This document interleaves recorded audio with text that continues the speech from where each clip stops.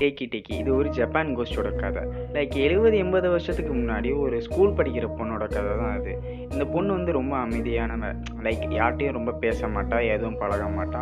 ஒரு நாள் ஸ்கூல் போகும்போது அங்க இருக்க பசங்கலாம் இவள கேலியும் கிண்டலும் பண்றாங்க, கலாய்க்கிறாங்க. எப்ப பார்த்தாலும் இவள டார்ச்சர் பண்ணிக்கிட்டே இருப்பாளு. ஒரு நாள் இவ ரயில்வே ஸ்டேஷன் போய் தான் வீட்டுக்கு போற மாரி இருக்கு.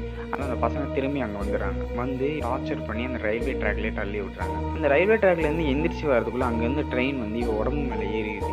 ஏறி பாதி உடம்பு இல்லாம போயிருது. லைக் 70, 80 வருஷத்துக்கு முன்னாடியே ரொம்ப கேமரா இல்லாதனால இது கேஸ க்ளோஸ் பண்ணிடுறாங்க ஆக்சிடென்ட்ன்ட்டு. ஆனா இவளோட ஆத்மா சாந்தி அடையாம அங்கேயே சுத்திட்டு இருக்கு.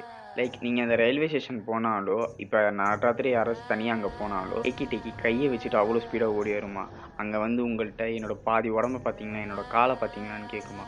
சப்போஸ் நீ அத கேட்டுட்டு நீங்க இல்ல, ஆமா எது சொன்னாலும், அது கையில ஒரு ஆக்ஸ் வச்சிருக்குமா. அந்த ஆக்ஸ வச்சு உங்கள கொலை பண்ணிருமா. ஜப்பான், சைனா சைட்லாம் ரொம்ப நம்பப்படுறாங்க. நடுராத்திரி யாரும் போக்கூடாது. சப்போஸ் போனா இந்த மாரி ஏதாச்சும் வந்துரும், அது வந்துரும், இது வந்துரும்ன்னு சொல்லி ஒரு பயம்படுத்தி கிரியேட் பண்ணி வச்சு, ஒரு சேஃப்டி அவேர்னஸ தான் உருவாக்கி வச்சிருக்காங்க. இப்ப நம்ம ஊர்லயே பார்த்தீங்கன்னா, அங்க இருக்க காட்டுக்கு போக்கூடாது, தனியா போக்கூடாது, பழைய பங்களாக்கெல்லாம் போக்கூடாது. அங்க போனா இந்த மாரி ஆயிரும். சேஃப்டி அவேர்னஸ்க்கு தான் சொல்லி வச்சிருக்காங்க. நெறைய ஊர்ல இந்த மாரி ஸ்டோரீஸ் இன்னும் இருந்துட்டு தான் இருக்கு.